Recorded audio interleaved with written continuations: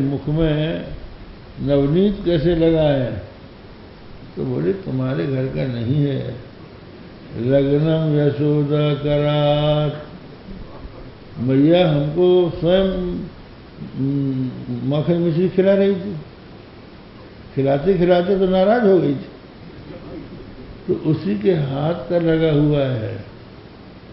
वो हंसी और ये वहां से भागे।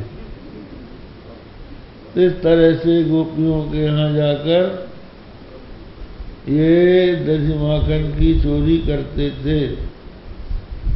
वो एकांत में मनाती थी और ये जाते थे और फिर वो डांटती थी।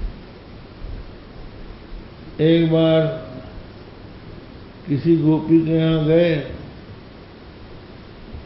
वो दही मथ रही थी, कहने लगी कि सखी, कहने लगे नेक्स्ट सा माखन दे दे। क्या लगा ऐसे नहीं मिलेगा, कुछ काम करो तब मेहनताने में हम देंगे। बोले क्या काम करें? बोले काम यह है कि ये जो गोबर इकट्ठा किया है इसकी टोकरी हमारे सिर पे उठा के दो। तो जितनी टोकरी उठाओगे उतनी ही माखन की लौंजी तुझको दूंगी। कहा ठीक है, मेहनताना देगी ना? हाँ दे देगी। तो वो उठाते थे और वो इनके गाल में गोबर की टिपकी लगाती थी कि हम इसी गिनती करके फिर तुमको लौंजी देंगी। भगवान ने कहा कहाँ तक उठाएंगे, खुद ही टिपकी लगा ली बहुत। ऐसी लीला करते थे। एक दिन श्री कृष्ण के कोमल चापर को देखकर प्रमुदित गोपियां यशोदा जी के पास उपालंब देने पहुंच गई। बात क्या थी कि ये चोरी करके तुरंत भाग जाते थे, तो गोपियों की आंखें अतृप्त रह जाती थी, अरे देख न पाए। और ये जल्दी से भाग गया, थोड़ा और खड़ा रहता तो थोड़ा और देख लेते इसको, तब कहाँ मिलेगा देखने को। तो बोले हम ऊपर यशोदा जी के यहाँ जाएंगे यंद भवन में, तो वहाँ इनको देख लेंगे। यशोदा जी कहेंगे कि तुम यहाँ क्यों आई हो, हमारे बेटे को नजर लगाओगी क्या? आओ अपना घर का काम करो। तो वो डांट के भगा देंगे। तो उन्होंने सोचा कि हम जब उपालंब देंगी तो यशोदा नहीं भगाएगी। तो पहुंच गई बहुत सी इकट्ठी होके और जाकर बोली, ए यशोदे सुन, तुम्हारे बेटे के कारण हम अब ब्रज में नहीं रहेंगे, हम ब्रज को छोड़ के जा रही है। यशोदा जी ने पूछा कि सखियो ऐसा क्या हो गया, कौन सी आपत्ति आ गई जो तुम ब्रज छोड़ रही हो? तो बोली कि जब तक तुम्हारा राज्य रहा, तुम्हारा नंद जी का राज्य रहा, हम बड़े सुख से रहे ब्रज में, लेकिन जब से तुम्हारा ये लाडला लाल जन्मा है, इसके कारण हम परेशान हो गए। इसलिए सोचते हैं कि ब्रज छोड़ के कहीं और जाए, बस जाए, इससे पीछा छूट गए।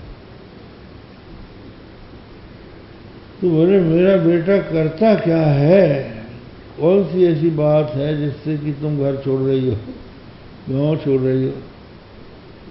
बोले वत्सान मुंचन क्वचिद समय, वत्सान मुंचन ये हमारे बछड़ों को खोल देता है, बंधे बछड़ों को खोल देता है। तो यशोदा जी बोली बछड़ों को तो तुम ही खोलती होगी। बोले दोहन काल में खोलें तब तो ठीक है, गाय के दोहन काल के पहले ही बछड़ों को खोल देता है तो वो सारा का सारा दूध पी जाता है, हमारे लिए दूध बचता ही नहीं है। वत्सान मुंचन क्वचित समय, तो कहा छोटा सा बालक है, डांट दिया करो। कहा कि ये डरता नहीं है। क्रोश संजात हासा, जब हम क्रोध करती हैं, डांटती हैं, आंख दिखाती है, तो ये डरने की बात दूर ताली पीट के हंसता है, ये डरता नहीं। तो इतनी बात है, इसके लिए गांव छोड़ रही हो। और देखो यशोदा, अपने बेटे को अभी तक संभाल लो, ये चोरी करने लगा। ते अब कहा अच्छा कौन सा तुम्हारा गहना चुराया, तुम्हारी नगबिसर सुनाई कि कान के आभूषण चुराए कि हमें चुराई, मेरे बेटे ने क्या चुराया तुम्हारा? वो नहीं, ये स्वादिष्ट वस्तु चुराता है। तेयम स्वादवत पया, जो स्वादु वस्तु है, दही दूध मक्खन, उनकी चोरी करता है। तो बोले ऐसा है कि अपनी चीज सुरक्षित रखो और सावधान रहो। तो कैसे चला लेगा मेरा बेटा? बोले ये उस समय पहुंचता है जब हम किसी काम में लगी रहती है, जैसे ही मौका मिला और ये पहुंच जाता है। कल्पिता स्ते हो गई।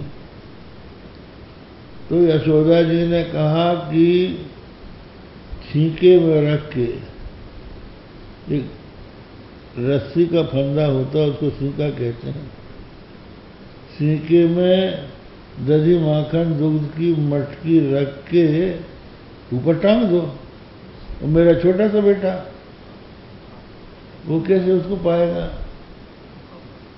तो कहा हम तो ये भी करके देख चुके हैं। हस्ताग्राह्ये रचयति विधि, पीठ को रूखनाद्यैहि, ये पहले पीढ़ा रखता है, फिर जो चावल कूटने का उखल है उसको ओंधा रखता है, फिर उसके ऊपर ग्वाल बाल को चढ़ाता है, उसके ऊपर किसी और ग्वाल बाल को चढ़ाता है और उसके ऊपर अपने चढ़ जाता है। इस तरह से चोरी करता है। एक दिन भगवान इसी तरह से ग्वाल बाल के कंधे में चढ़कर मटके से दूध पीना चाहते थे, लेकिन मटका फिर भी हाथ में नहीं आ रहा था, तो अपनी लाठी से मटका में छेद कर लिया। हन्नर शरीर दूध बहने लगा तो हाथ में लेके पी रहे थे। इतने में गोपी आ गई, का क्या कर रहा है, क्या कर रहा है? तो उसी के मुंह में दूध फुरक दिया। आंख बंद हो गई, जब तक वो आंख खोले तब तक भाग खड़े हुए।